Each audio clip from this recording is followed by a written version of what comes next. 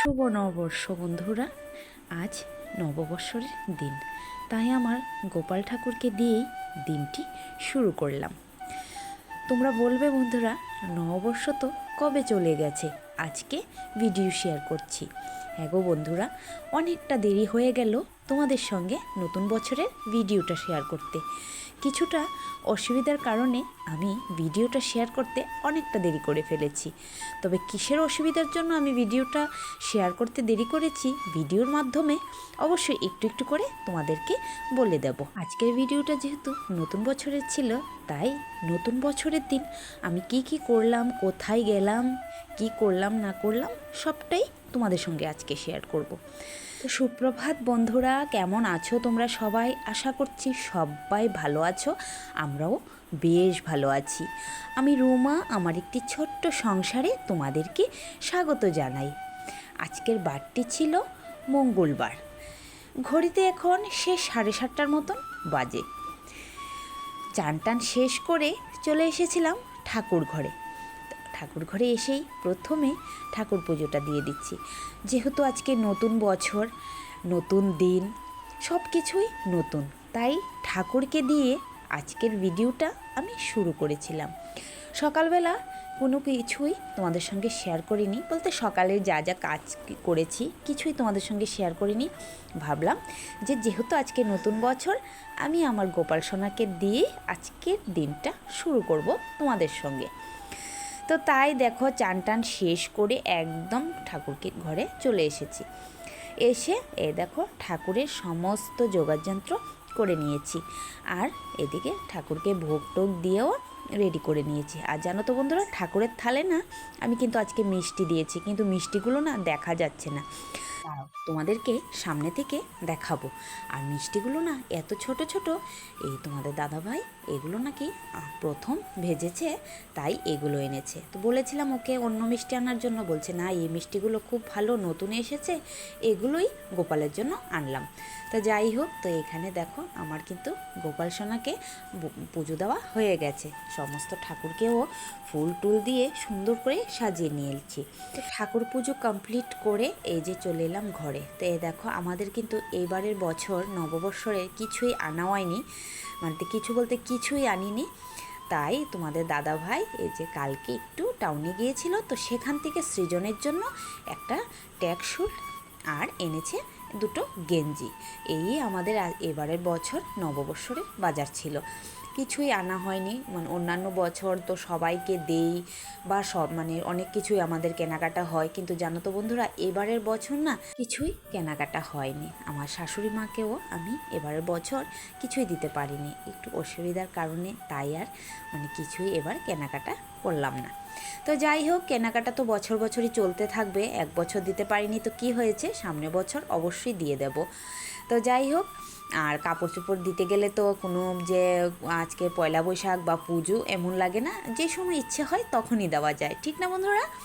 তো যাই হোক, তো চান টান তো মানে সমস্ত কাজটা শেষ করে তো ঘুম থেকে তো বিছানাটাকেও তোলা হয়নি, তো বিছানাটাকে তুলে নিয়েছিলাম, তো সেটা তোমাদেরকে ক্যামেরাবন্দি করতে পারিনি। তো তাই বিছানা টিছানা তুলে সিঁদুর পরে এই যে চলে এলাম রান্নাঘরে। তো ছেলের আবদার ছিল এই যে পাস্তার জন্য। তো পাস্তাটা কিন্তু কালকে যে মলে গিয়েছিলাম, তোমরা এর আগের ভিডিওতে দেখেছিলে, একটু মলে গিয়েছিলাম, তো সেখান থেকেই পাস্তা দুটো এনেছিলাম, দুটো প্যাকেট এনেছিলাম আর কি পাস্তার, একটার সঙ্গে একটা ফ্রি। তো যাই হোক, তো পাস্তাটা আনা হয়েছে, তো তাই এখন একটু পাস্তা বানিয়ে নিচ্ছি। তো পাস্তা কিভাবে বানাতে হয় আমি আর তোমাদের সঙ্গে কি বলবো, তোমরা তো সবাই জানো। তো যাই হোক, পাস্তাটাকে প্রথমে একটু সেদ্ধ করে নিয়েছি, একটু নুন দিয়ে দিয়েছিলাম আগে জলে, দিয়ে এই যে পাস্তাটাকে ভালো করে সেদ্ধ করে নিয়েছি। সেদ্ধ করে একটু টমেটো, পেঁয়াজ কুচি, আদা কুচি, কাঁচা লঙ্কা কুচি নিয়েছিলাম, নিয়ে কড়াইতে তেল দিয়ে পেঁয়াজগুলোকে একটু ভাজা ভাজা করে টমেটোগুলোকে দিয়ে তারপর এই যে একটা ডিম ভেঙে দিলাম। তো ডিমটাকে এখন ভালো করে ভাজা ভাজা করে নেব, ভাজা ভাজা করে তারপর তার মধ্যে পাস্তাটা দিয়ে দেব। তো ছেলের ডিমান্ড ছিল যে আজকে সকালে ভাত খাবে না, ওকে পাস্তা বানিয়ে দেব। তো যেহেতু নতুন বছর, তো ছেলেকে আর কিছুই বলিনি, বললাম যে আচ্ছা ঠিক আছে বানিয়ে দিচ্ছি। কারণ বলো বন্ধুরা, নতুন বছরের দিন ছেলেরা বাচ্চারা বা যাই আবদার করুক, সেটা মানে না দিলে ভালো লাগে না। তাই এখানে তো পাস্তাটা আমি বেশ কিছু মানে অনেকখানি করেছি, কারণ একটু শাশুড়ি মাকে, তারপর ছোটো দেওরের ছেলেকে, ওদেরকেও ডেকেছিলাম। তো সবাইকে ডেকে ডুকে একটু ভালো করে মানে একটু বেশি করেই পাস্তা করে তো সকালের জলখাবারটা আজকে এ দিয়ে সেরে নিয়েছিলাম। তারপরে ওই রান্নাবান্নার দিকে গিয়েছিলাম আর কি। তো দেখো অনেকটা কিন্তু আমার গ্রেভি হয়ে গেছে, তো দেখতে পাচ্ছ, কারণ পাস্তাটাও একটু বেশি, কারণ এক কড়াই পাস্তা হয়ে গেছিলো। আর আমার একটা ভুল হয়েছে কি জানো তো, পাস্তাটার মধ্যে না আমি একটু ঠান্ডা জল দিতে ভুলে গেছি, আর দেখো পাস্তাটা সবটা একসঙ্গে না লেগে গেছিলো। তো যাই হোক, তারপর কড়াইয়ের মধ্যে লাড়াচাড়া করার পর সমস্তটা আবার মানে ঠিক হয়ে গেছিলো আর কি। তো এই যে কড়ার মধ্যে পাস্তাটা দিয়ে এখন ভালো করে পাস্তাটাকে ভালো করে ভাজা ভাজা করে নিচ্ছি। আর ওই সাইডে কিন্তু আমি দুধটা জাল বসিয়ে দিয়েছিলাম, তো দুধটা কিন্তু আমি মানে দুভাগে জাল দিচ্ছি, কারণ একটা দুধ না একটু আগের ছিল। তো এই দুধটাকে প্রথমে একটু জাল দিয়ে নিয়েছি, যে দেখলাম যে দুধটা কি কেটে গেল না ভালো আছে, তারপর দেখলাম যে না দুধটা ভালো আছে। তারপর মানে এই যে হাঁড়ির দুধটা আর ওই যে বাটিতে দুধটা ছিল, দুটা দুধ একসঙ্গে অ্যাড করে ভালো করে জাল দিয়ে নিয়েছি। জাল দিয়ে তারপর করে নিয়েছিলাম চা। তো চা হয়ে গেছে, তো এদিকে কিন্তু আমার পাস্তাও রেডি। তো আমার পাস্তাটা দেখতে কেমন হয়েছে অবশ্যই কিন্তু জানিও, খেতে কিন্তু খুব দুর্দান্ত হয়েছিল সত্যি। মানে সত্যি কথা বলছি তোমাদেরকে বন্ধুরা, পাস্তা কিন্তু এই প্রথমবার আমি বানিয়েছি।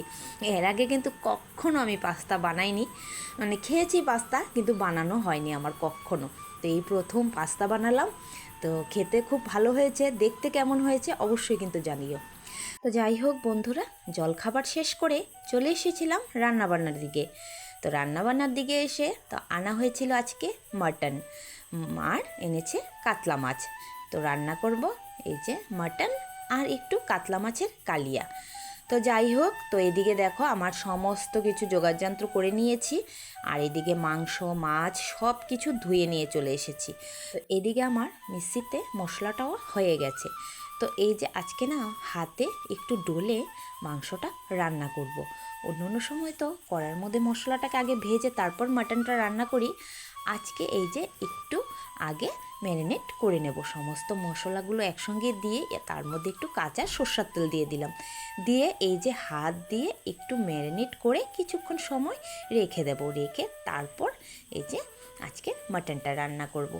তো তারপর দেখো বন্ধুরা, কিছুক্ষণ সময় রাখার পর তারপর এই যে কড়াইয়ের মধ্যে তেল দিয়ে দিলাম, দিয়ে এই যে এখন সমস্ত মাটনটা দেওয়া শুরু করলাম। আর কি করেছি জানো তো বন্ধুরা, ফোড়নে না আমার পেঁয়াজ দিতে আজকে ভুলে গেছি, ওই যে তাড়াহুড়ো, কারণ একটু দেরি হয়ে গেছে।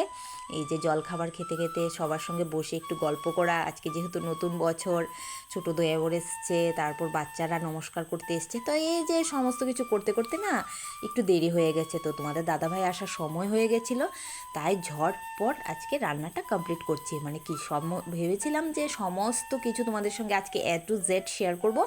ওই যে আমার একটু গল্প গুজবে যখন লাগি তখন যে ঘড়িতে যে কয়টা বাজে সেটা না ভুলে যাই। তো তার জন্য এই দেখো রান্নাবান্না দেরি হয়ে গেছে, আর তোমাদের দাদাভাই চলে এসছে, আর তোমাদের সঙ্গে একদম A to Z আর শেয়ার করতে পারলাম না। তো এদিকে কিন্তু আমার মাটন হয়ে গেছে, আর এদিকে এই যে দেখো কাতলা মাছের কালিয়াটা কিন্তু হয়ে গেছে। আর যেহেতু আমার ঘরে মাংস যদি হয় তাহলে আর অন্য কিছু লাগে না, ডাল ভাজা যাই করি না কেন ওরা কিন্তু কিছুই খাবে না। তো তাই দেখো বন্ধুরা, আজকে কিন্তু আর বেশি কিছু রান্না করিনি, এই যে কাতলা মাছের কালিয়া আর রান্না করেছি এই যে মাটন। তো আজকে দুপুরের মেনু এই ছিল, আর কিছু রান্না করিনি। আর ছিল দই, আর সঙ্গে ছিল মিষ্টি।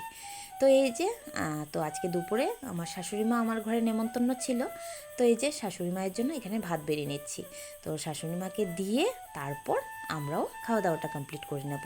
তো এই যে এখানে শাশুড়ি মায়ের জন্য ভাতটা বেড়ে নিয়েছি, তো প্রথমে শাশুড়ি মাকে দিয়ে দেব, দিয়ে তারপর আমরা খাওয়া দাওয়া শেষ করব। তারপর বন্ধুরা এই যে খাওয়া দাওয়া শেষ করে বেরিয়ে পড়েছিলাম আজকে ঘুরতে। যেহেতু আজকে নতুন বছর, একটু তো ঘোরাঘুরি করতেই হয় বন্ধুরা, ঠিক না? তো তাই বেরিয়ে পড়েছিলাম। আর জানো তো বন্ধুরা, আমাদেরই ছোট্ট একটা গ্রাম, এখানে এত সুন্দর একটা মন্দির আছে আমরা জানি না, জানি কিন্তু কখনো না খেয়ালই করে যাওয়াই হয়নি। মানে কি বলবো বন্ধুরা, আমাদের এত ছোট একটা গ্রাম, সেরাই মোহনপুর আমাদের গ্রামটার নাম, আর এত সুন্দর আমাদের গ্রামের মধ্যে একটা মন্দির আছে, কিন্তু কখনো খেয়ালই করে সেখানে যাওয়া হয়নি। আজকে যে ভাবলাম যে না সেখানে যেতেই হবে, দেখতেই হবে। তাই দেখো সকলে মিলে এই যে একটা অটো করে বেরিয়ে পড়েছিলাম সেই মন্দিরের উদ্দেশ্যে। আর জানো তো বন্ধুরা, যেতে যেতে না এত সুন্দর ছিল ভিউটা, তোমাদেরকে কি বলবো। ওই যে বলে যে একটা কথা, জাস্ট অসাধারণ, তো সেরকমই ছিল বন্ধুরা। জানো তো, এত সুন্দর রাস্তাঘাট আর চারিদিকে এত সুন্দর সবুজ প্রকৃতি, মানে চোখ না ফেরানো যাচ্ছে না। আমি যখন ভিডিওতে ভিউজ দিচ্ছিলাম, আমি শুধু চারিদিক মোবাইলটার মধ্যে দেখছিলাম, মানে এত সুন্দর ছিল। ঠিক না বন্ধুরা? তো তোমরা কিন্তু অবশ্যই আমাকে জানাবে কমেন্টের মাধ্যমে যে ভিউটা কেমন ছিল।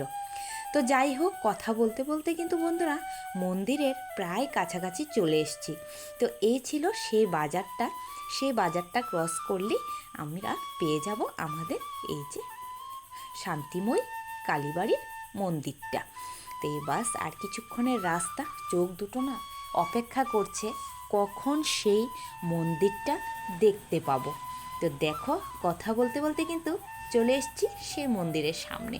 এই ছিল মন্দিরের গেট, আর এই সাইডটা এত সুন্দর ওয়েদারটা আর ভিউটা ছিল, মানে জাস্ট অসাধারণ। তো এই যে ঢুকে পড়েছি মন্দিরে। আর তোমরা তো দেখতে পেলে প্রথম জায়গাটাই যে তোমাদের সঙ্গে শেয়ার করলাম, কি অসাধারণ ছিল, কি সুন্দর ছিল। আর এই দেখো, মানে তোমাদেরকে কি বলবো বন্ধুরা, চোখ দুটো না জুড়িয়ে গেছে। আর মাকে তো অসাধারণ লাগছিল। মার এত সুন্দর ভিডিও আমি একটা মানে তুলেছি বন্ধুরা, কিন্তু কি বলবো জানো তো, সে ভিডিওটা যে কিভাবে কি হলো আমি নিজেও জানি না, কি ডিলেট হয়ে গেল না কি হয়েছে আমি সত্যি জানি না। তাই এই দেখো, একটা ছোট্ট একটা ভিডিও ছিল আর একটা ফটোই তোমাদের সঙ্গে শেয়ার করতে পারলাম। তো কেমন লাগলো তোমাদের এই যে মায়ের মন্দিরটা বা মায়ের প্রতিমাটা, অবশ্যই জানিও কমেন্টে। মানে কি বলবো, আমাদের এলাকার মধ্যে এত সুন্দর একটা মন্দির, মানে জাস্ট মানে কি বলবো তোমাদেরকে বন্ধুরা, জানো তো। তো যাই হোক, তো এই তো দেখালাম তোমাদেরকে এই যে শান্তিময়ী কালী মাকে। আর এই যে ঠাকুরটা, কি ঠাকুর সত্যি বন্ধুরা, আমি ভাবলাম যে হয়তো এটা মনসা মা হবে না কি ঠাকুর হবে, সত্যি বন্ধুরা আমি তোমাদেরকে না বলতে পারছি না। আমি নিজেও জানি না এটা কি মন্দির। ভেবেছিলাম পুরোহিত মশাইকে জিজ্ঞাসা করব, তারপর না মন্দিরে এত পরিমাণে ভিড় হয়ে গেছে যে পুরোহিত মশাইকে যে জিজ্ঞাসা করব, মানে সেই সময়টুকু না। প্রথম তো আমরা যখন গিয়েছিলাম তখন মানে এক দুজন মানুষ ছিল, কিন্তু তারপর দেখলাম বন্ধুরা এত পরিমাণে মানুষ হয়ে গেছে মন্দিরে। আর যেহেতু আজকে পয়লা বৈশাখ, সবাই একটু একটু ঘুরতে আসছে।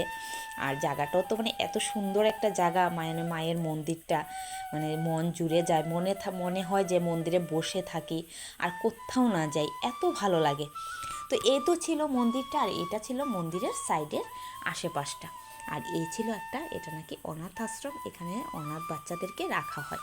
তো যাই হোক, তো এই যে ছিল এই সাইডটা, আর এই মানে এই সাইডটাও কিন্তু দেখতে অসাধারণ ছিল। এই দেখো পুরোপুরি মন্দিরটা তোমাদেরকে একবার দেখাচ্ছি, দেখো কি সুন্দর, ঠিক না বন্ধুরা? তো যাই হোক, আমরা কিন্তু সেখানে মন্দিরে গিয়ে অনেক ফটোশ্যুট করেছি, অনেক ফটো তুলেছি, মানে মানে পুরো বলতে পারো যে মোবাইল না একদম ভর্তি করে নিয়ে চলে এসেছি। মানে এত সুন্দর মন্দির আর এত সুন্দর ফটো তোলার জায়গা, না গেলে কখনোই বুঝতে পারতাম না, জানো তো বন্ধুরা। তো যাই হোক, মানে এত সুন্দর মানে জায়গাটা ছিল, মন্দিরটা ছিল, মানে শুধু যে মন্দির বা যে জায়গাতে গিয়েছি, মানে চারিপাশটাও এত সুন্দর ছিল। তো দেখো দূরের থেকে একদম পুরোপুরি তোমাদেরকে মন্দিরটা আমি দেখাচ্ছি, দেখো কত সুন্দর, মানে জাস্ট মানে দেখতে না অসাধারণ ছিল মন্দিরটা। তো অনেক সময় সেখানে আমরা কাটিয়েছি, প্রায় 3 থেকে 4 ঘন্টা সেখানে ছিলাম। মানে এত ভালো লাগছিল, মানে বাড়িতে আসার না একদম ইচ্ছেই হচ্ছিল না, এত সুন্দর ছিল মন্দিরের যে জায়গাটা। তো যাই হোক, বাড়িতে তো যেতেই হবে। তো এই যে এখানে কিন্তু মানে শুধু যে ফটো তুলেছি তা কিন্তু না, তো অনেক রিলও করেছি। তো এই যে মুহূর্তটা কিন্তু ছিল রিল করার। তো এখানে আমাদের প্র্যাকটিস চলছিল কে কিভাবে আসবে, তো তা নিয়ে আমরা সবাই মিলে একটু হাসাহাসি, একটু হাসি ঠাট্টা করছিলাম। তো যাই হোক বন্ধুরা, তো আজকে রওনা হয়ে গেলাম বাড়ির দিকে। আর বাড়ির দিকে রওনা হতে হতে এই যে অনেক বছর পর এত মানে গরু একসঙ্গে রাস্তা দিয়ে হেঁটে যাচ্ছে, এরকম কিন্তু এখন আর দেখা যায় না বন্ধুরা, ঠিক না? তো যাই হোক বন্ধুরা, এই যে বাড়িতে চলে এসেছি, চলে এসে এই যে আবারও কিন্তু বেরিয়ে পড়ছি একটু কালীবাড়ির উদ্দেশ্যে।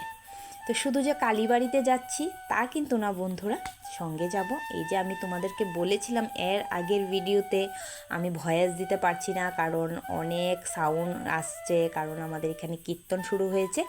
তো কীর্তনেও যাব, আর এই যে এখানে একটু মায়ের মন্দিরে একটু মাকে মোম ধূপকাঠি ধরিয়ে মাকে একটু প্রণাম করে যাব। তো তার জন্য এই যে চলে এসেছিলাম একটু মায়ের মন্দিরে। তো এই যে আমাদের কিন্তু মোহনপুর বাজারের মায়ের মন্দির দেখতে কিন্তু অসাধারণ, মানে মায়ের প্রতিমাটা। তো যাই হোক, তো এখানে এসেছি এই যে মোম ধূপকাঠি ধরিয়ে মাকে একটু আরতি করে নিচ্ছি, করে তারপর যাব একটু কীর্তনের দিকে। তো মাকেও একটু সামনে থেকে তোমাদেরকে দেখালাম। দেখো আমাদের কিন্তু মোহনপুর বাজারের মায়ের মূর্তিটা কিন্তু অসাধারণ। তারপর এই যে চলে এলাম কীর্তনে। তো প্রথমে এসেই গৌরনিতাইকে তোমাদেরকে দর্শন করালাম, আর সঙ্গে আছে গোপাল ঠাকুর। তো গোপাল ঠাকুরকেও একটু সুন্দর করে দর্শন করালাম তোমাদেরকে। তারপর এই যে বসে পড়লাম একটু কীর্তনে। আর যেহেতু আজকে পয়লা বৈশাখ ছিল, কীর্তনে প্রচুর পরিমাণে ভিড় ছিল, একটু বসার জায়গা ছিল না। তো যাই হোক, তো কিছুক্ষণ পর একটু খালি হওয়ার পর একটু বসেছিলাম। আর তারপর বন্ধুরা দেখো ছোটোবেলাটা কতটা অবহেলা হয়। তো এখানে কীর্তনের দলেরা একটা নাগিনের গান গাইছিল। তো যেহেতু আমি সাউন্ডটা অফ করে রেখেছি, আর এই বাচ্চাটা দেখো কত সুন্দর নাচ করছে। তো যাই হোক বন্ধুরা, ভিডিওটা শেষ করলাম। ভিডিওটা কেমন লাগলো অবশ্যই কমেন্টে জানিও, ভালো লাগলে একটা লাইক করে দিও।